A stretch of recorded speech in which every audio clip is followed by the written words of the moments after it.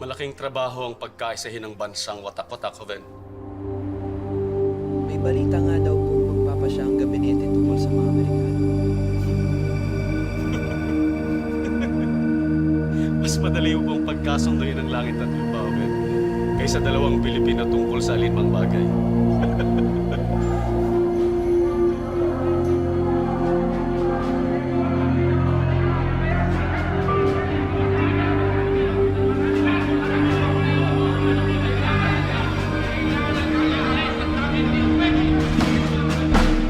Senyor Presidente, walang pupuntahan ito. Habang nagtatalo tayo dito, lalo lamang lumalakas ang pwersa ng mga Amerikano. Lusubin na natin sila habang kakaunti pa lang sila kahit di kamatay ng karamihan sa amin. Mapapalayas natin sila sa Maynila at mapapasakamay natin ang Intramuros. Hawak na natin mga katibayan! Meron tayong 40,000 katao! Libo lamang ang mga Amerikano. Madali natin silang mapapatalsik sa bayan na ito! Ay, padala ko na sina Huwebes at Buen Camino para makipag-usap ng kapayapaan kay General Otis. Pinaglalaroan lang nila tayo. Ang balita ay may paparating pang 7,000 sundalo na magpapalakas sa kanilang puwersa. Sir, tingnan nyo, tama si General Luna. Kailangan na tayong kumilos. Kaaway din ng Espanya ang Amerika. Ang kaaway ng aking mga kaaway, tuturing kong kaibigan. Pinalaban ng Amerika ang Espanya sa Cuba. Sinakop pa nila ang Cuba? Hindi. Tinulungan pa nila ang mga Cubano na sipahin ang Espanya. Wala tayong dapat ikatakot. At pagbigyan naman natin na magkaroon tayo ng kapayapaan. Maricon. Señor Paterno. Walang umiiral na mag-isa, Joven. Lahat ng mga nauna sa atin, inialay nila ang buhay nila para sa kalayaan.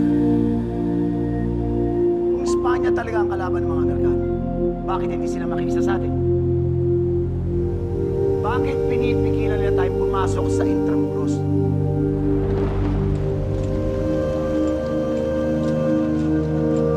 Sang-ayon ako kay Senyor Paterno. Pinipili ko ang kapayapaan. Bulag! Sa halip na lang dito tayo ngayon mga nakaupo, nandun sana tayo sa labas nangangalap ng armas. Humuhukay ng trinsyera, tinuturuan ng ating mga kababayan para lumaban. Huwag kayong maniwala sa matatamis na salita ng mga Amerikano! Walang po ang bulag sa gabinete na ito!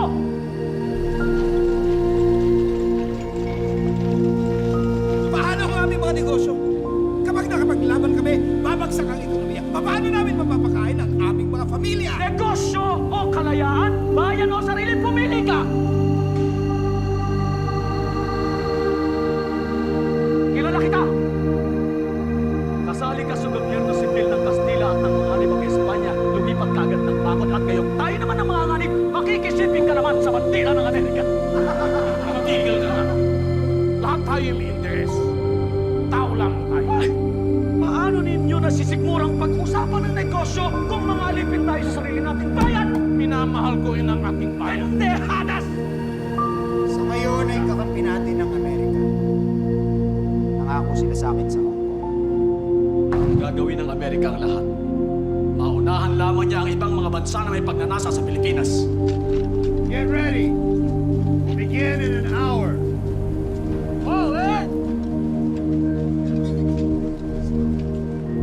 Hintayin na lang nating matapos ang Treaty of Paris. May delegado ba tayo sa Paris?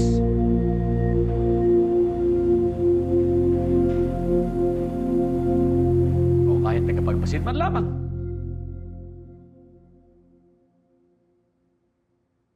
Para kayong mga birhen na naniniwala sa pag-ibig na isang puta!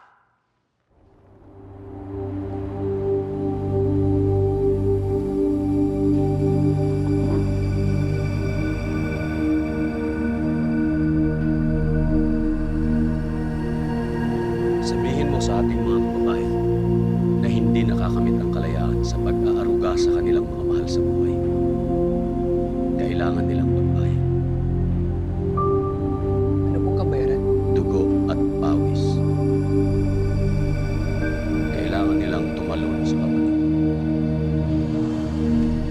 Senyor Presidente, Pagmamanhin po ninyo ang pagkataas ko ng boses. Aaminin ko na may batayan ang pagdududa ng lahat. Hindi masama maghintay, ngunit hindi rin masama kung palalakasin ni General Luna ang ating puwersa militar. Mga Ginoo, ipagdasal natin ang kapayapaan. Ngunit pagandaan natin ang digmaan.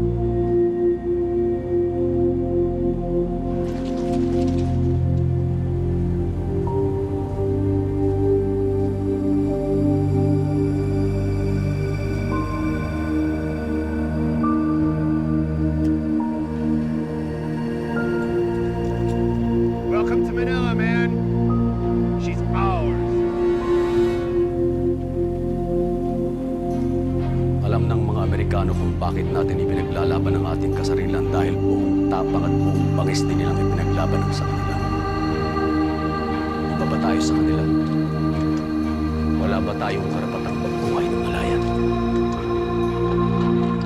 Kaya hindi ko mapapatawad ang ginagawa nilang pananakot. Kumalay na! Artikulo 1. Ang hindi sumunod sa utos ng punong general ng digmaan ay tatanggalan ng ranggo at ipapapatay ng walang paglilitis sa husgado militar.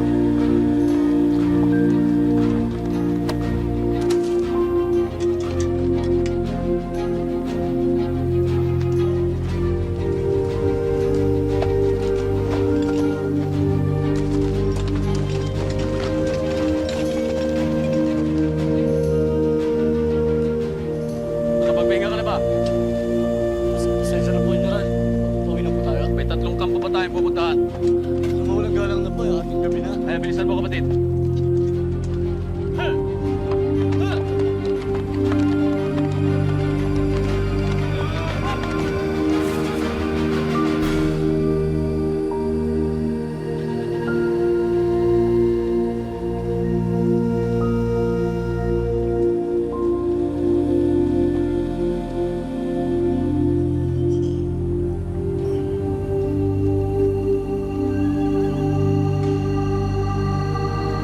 General! General! Umaga pa ako. Mukhang nanggaling kayo sa labanan. Ano, Sal? Ano po, meron man nakanda dyan. Hindi para sa akin. Para sa kanila.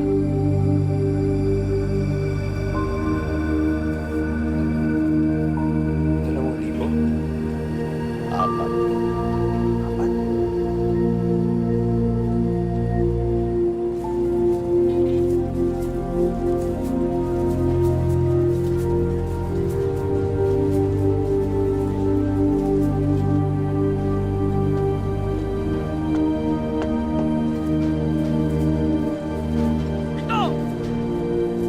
Kapitan. Salamat sa tulong. Hindi naman po kami pwedeng tumanggi. Pag di daw po kami sumama sa kanya, papatayin daw niya kaming lahat. Ang tawag nga po ng iba sa kanya, General Artikulo 1.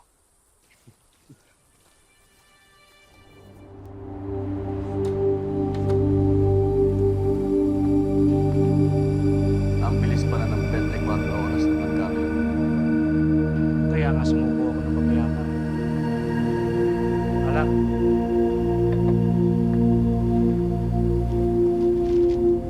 Senyor Presidente,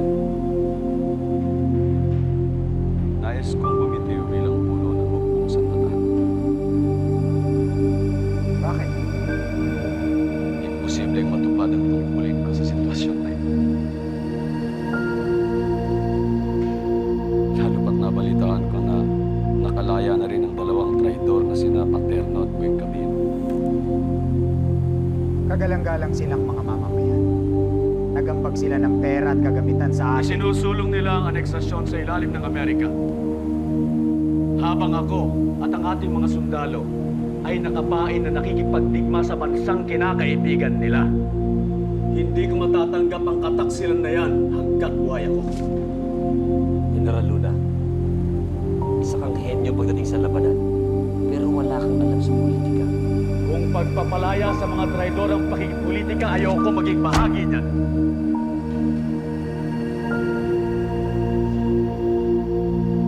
Pasensya ka na, General Luna. Hindi ko matatanggap ang iyong pagpipili. Pero hindi yan Ikaw lang ang maaaring mamuno ng ating grupo. Kailangan ka naman ng bayan. Kung ganun, pabayaan mo akong mamuno. Pabayaan mo akong magturo ng tamang disiplina.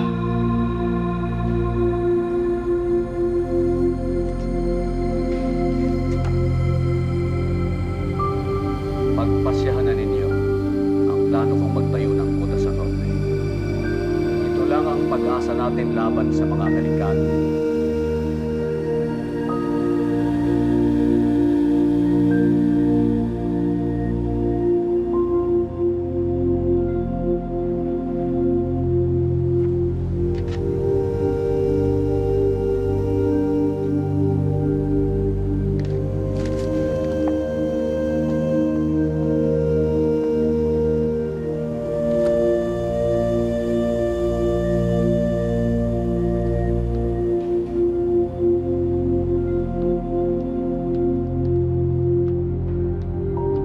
Anong masasabi niyo kay General Luna?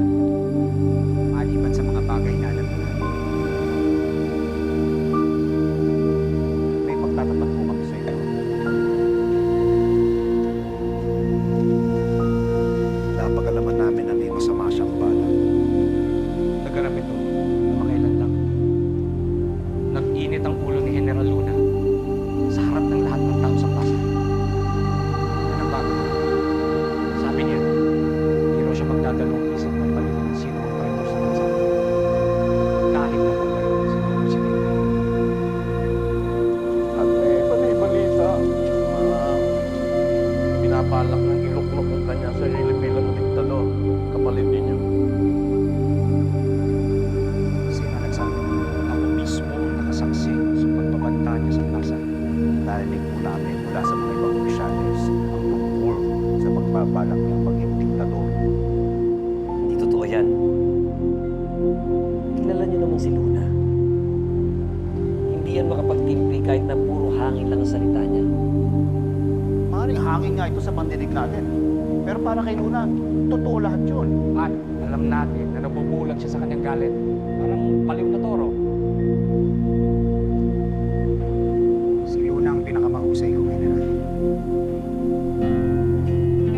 Nariyan naman si Goyong. At si Ricarte. At nandito rin ako. Huwag nating kalilimutan na iniwan ni Luna ang kanyang pwesto sa pagpag. Kaya nasakop ito ng mga Amerikano. Kawawa naman ang ating bayan kung nag-iisa siyang puno ng militar.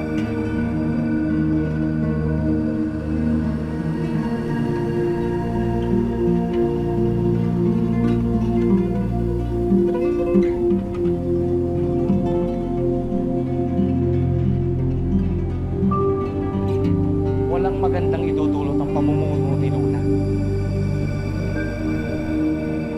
Kailangan natin siyang palitan sa ikabubuti natin lahat.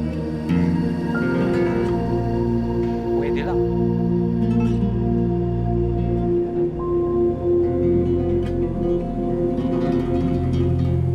Salamat mga Ginoo. Kailangan ko muna ng panahon para mag-isip.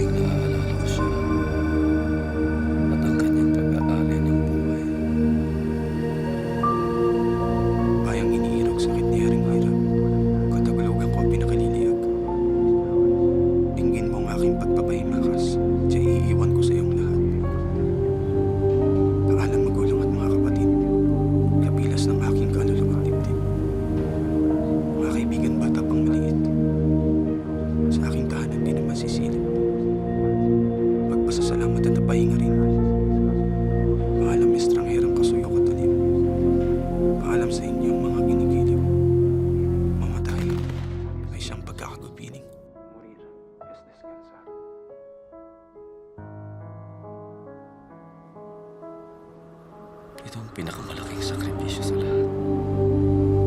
Ngunit hindi lang iyon ang paraan para ipakita ang pagmamahal sa bayan. Alam yan ng kapatid mong si Juan. Pero alam din ni Juan ang ugali ng mga Pilipino. Na tayo'y watak-watak at walang malay sa kaisipang bansa. Alam niya na hindi mamumulat ang diwa ng Pilipino kung walang magsasakripisyo para sa bayan. Sa paglibot namin sa Europa, naging malinaw kung gaano kalaki ang pagkukulang nating lahat. Alam ko ang sinasabi mo, Iho. Ito ang bunga ng inyong pagmamahal sa amin, Inay. Kami ni Juan, ang aming manika. Kayong dalawa ang naging pinakamalapit sa mga magkapatid. Totoo siya na kami ang nagkalapit ng landas. Landas, Antonito. Tadhana ba talaga ito o sinadya mo? Isa ka ng mahusay na doktor. May mapayapang buhay na naghihintay sa iyo sa isang banda. Pero heto ka, nakikipaglaban. Gusto lang naman hindi ko alam kung masyado ang pamamalakad. Masyado ka daw mayabang. Marahas. Babalik pala sa hawak ng kapangyarihan. Mga paninira lang yan.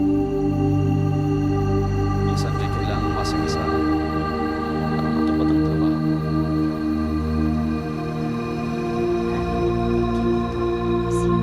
Presidente, ay kasabot sa mga nagpapalakad. Hindi ganun katakas ang ginagawa na Inay. Ginagalang namin ang isa't isa. Kaya kami masunod. Ganyan ka sa fashion.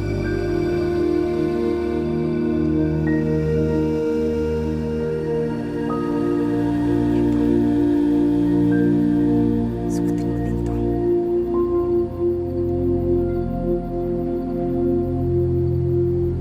Wala na ang ibigay. Pati na ang yaman si Manuel. Ano ang mangyari sa mga anak ko? Kasangkuhan sa gitna ang mundo. Sa iyo,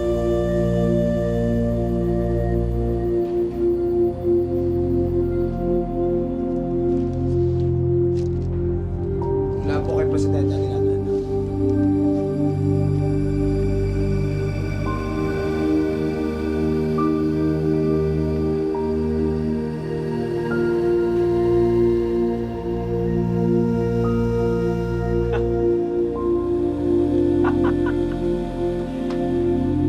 Ginawa, magandang balita. Magtatayo ng bagong gabinete ang presidente at pinapapunta ako sa kabanatuan para pamunuan ito. May nangyayari na.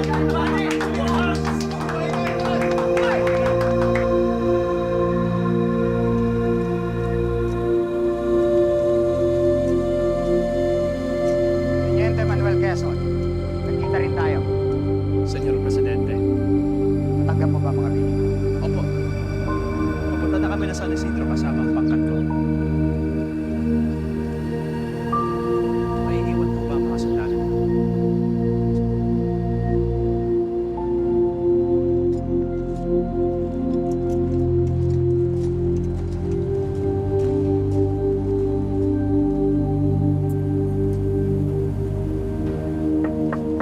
General, handa na po kami.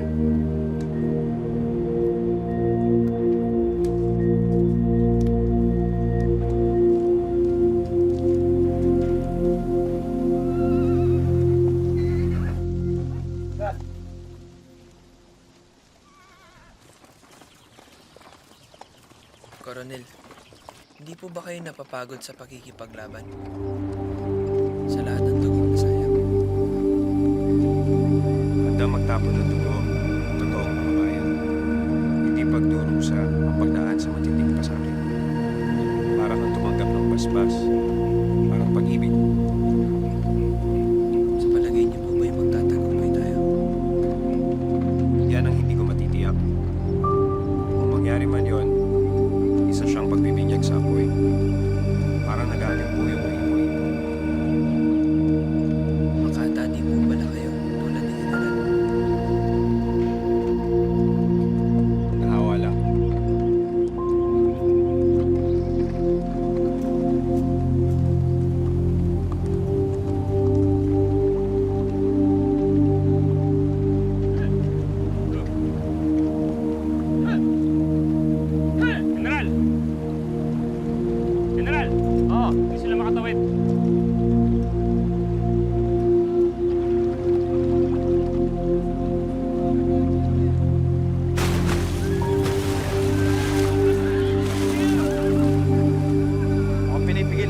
ng tadhana, General. O baka naman galing kawit ang mga karitelang yan. Naman, mas ka. Pauna na muna tayo. Manuel, sumunod na lang kayo sa kabanatuan. Opo, General.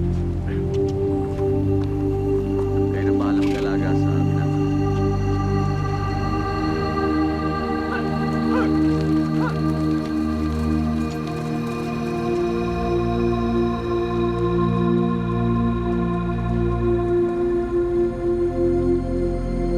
Ate, dapat hinintay nila tayo.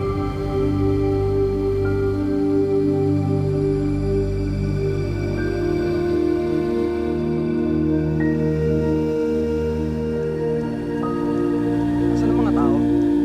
Baka nananakalian sila. Bale, nandito na tayo. Oh.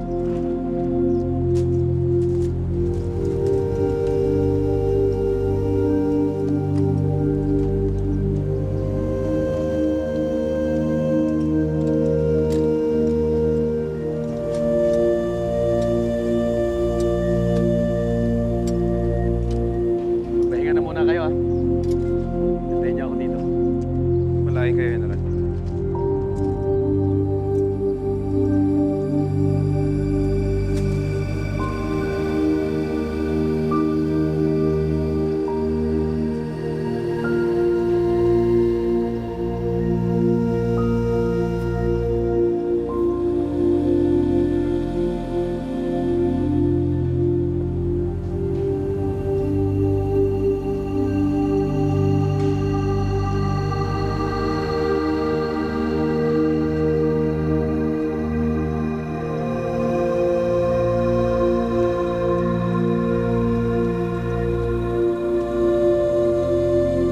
Ay, Dalo.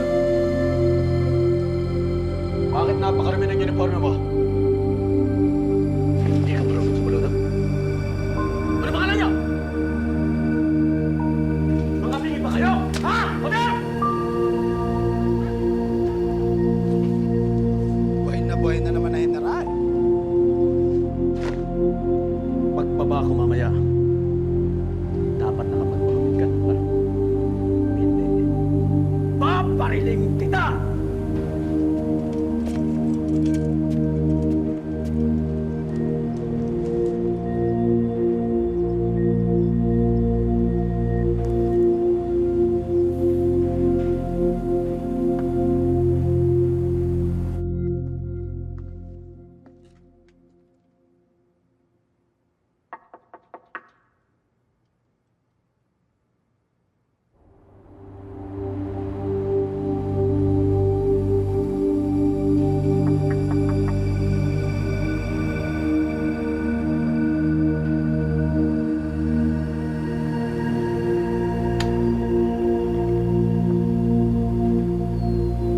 Señor Presidente, God. Mierda. Anong ginagawa mo rito? Yan din ang gusto kong tanong sa'yo. Pinadalhan ako ng telegrama ng Presidente. Nasaan siya? Umalis na. Kanina pang umaga. Umalis! Bakit niya ako pinatawag? Anong klaseng pamahalaan ito? Baka nakalimot lang. Imposible! At ikaw, bakit ka nakaupo sa lamesa ng Presidente?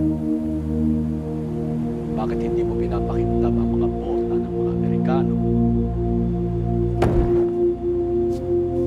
Talagang wala sa lugar yung yabang mo, no? Akala mo ba ikaw lang may malasakit sa bayan? Sa kwartong ito, ako lang. Mahal ko ang Pilipinas. Pero hindi sapat para ipaglaban siya o mamatay para sa kanya. May tangal ka lang. Inamon sana kita ng duelo. Subukan mo, hindi ako atras.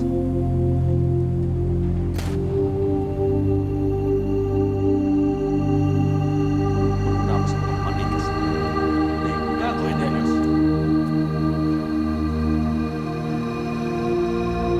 Babalikan kita.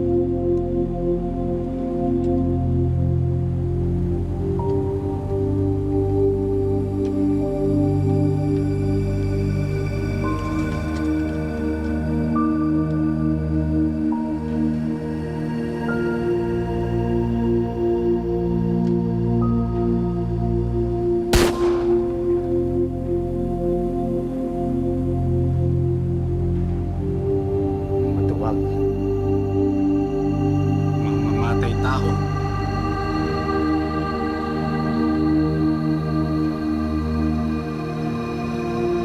Pinarap na sila ng isa.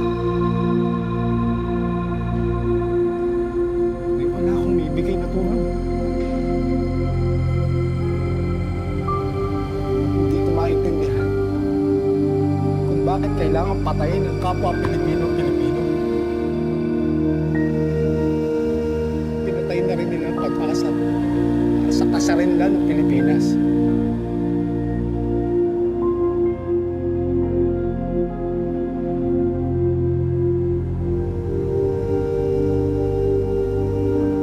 Ano? Nagalaw pa ba yan?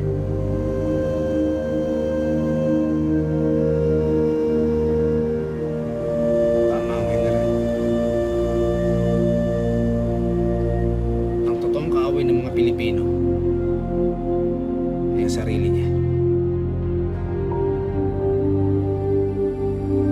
Kaya tayo ang pumatay sa kanya.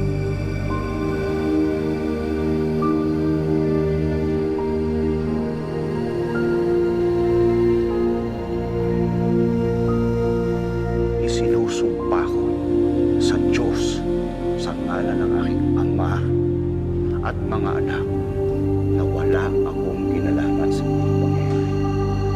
Wala akong kinalaman sa pagkamatay ni Antonio Luna. Kasalanan ni Luna ang lahat.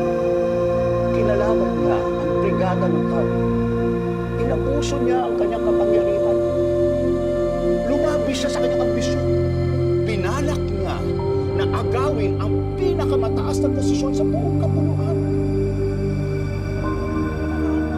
Akin yan!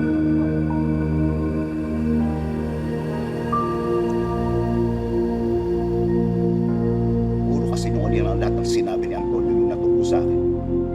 Mahal ko ang Pilipinas. Tignan ninyo ang aking serbisyong pampubliko.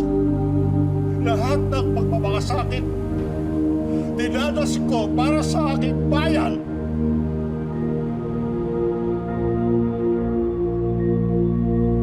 Magkaaway nga kami. Pero hindi ko siya pinapatay.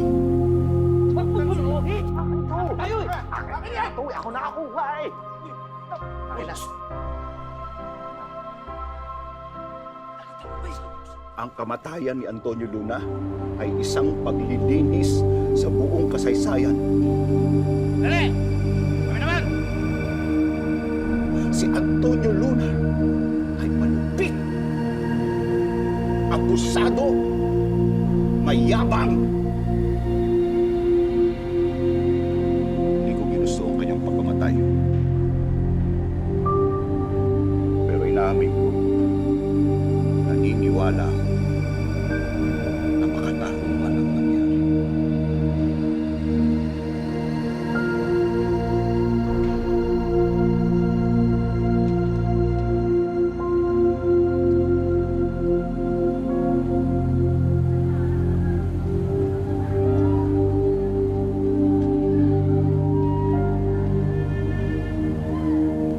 Dali! Hey, dyan. Ikot nyo dito.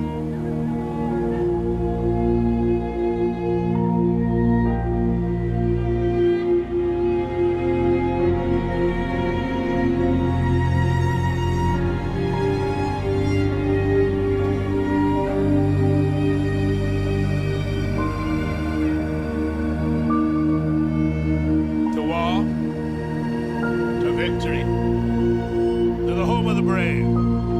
Hear, hear. General Luna was a brave soldier, a most worthy adversary.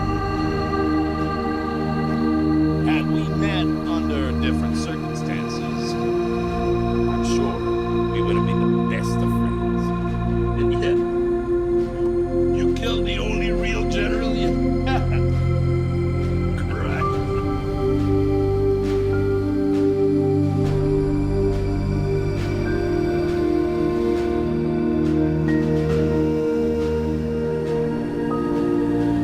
Hindi ako nagpadala ng kahit anong telegrama sa kanya. Siya ang nagpadala sa akin ng telegrama na pupunta siya ng Kabanatuan para kausapin ako. Wala nga lang ako doon nang dumating siya.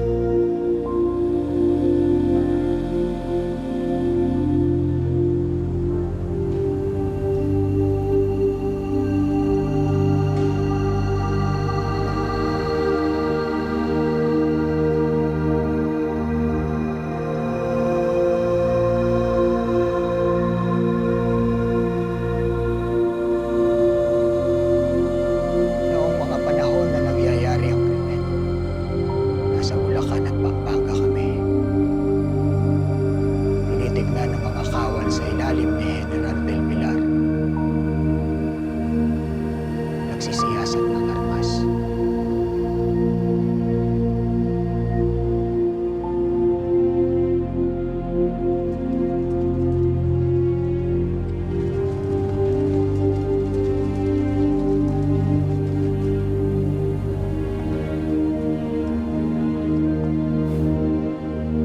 Malaking dagok ang kamatayan ni General Luna. Siya lamang ang may kakayahang gabayan tayo patungo sa kalayaan.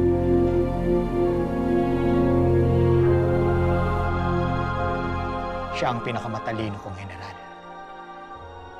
Bakit ko siya papatayin?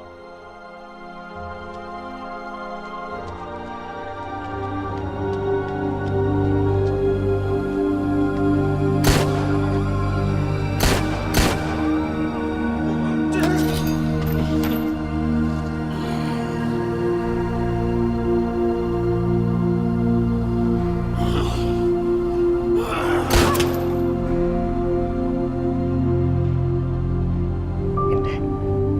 Walang sabuatan. Walang nagbanta. Si Luna ang pinakamahusay kong general.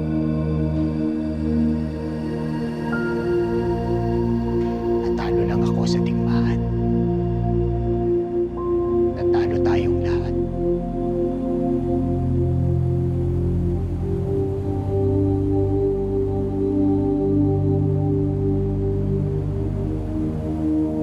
Hinahangad ng Pilipinas ang kasarinlan at pananatilihin kong buhay ang adhikain ng aking bayan hanggang sa katapusan. Mas magandang mamatay sa digmaan Kesa tanggapin ang pamumuno ng dayuhan. kung panaginip lamang ang umasa sa pagmamahal. Managinip tayo hanggang sa kamatayan. Hindi magtatagal para sa pag-ibig sa inang bayan. Waring dalang isang lihim na mensahe. Dinagi tayo ng isang nakapuso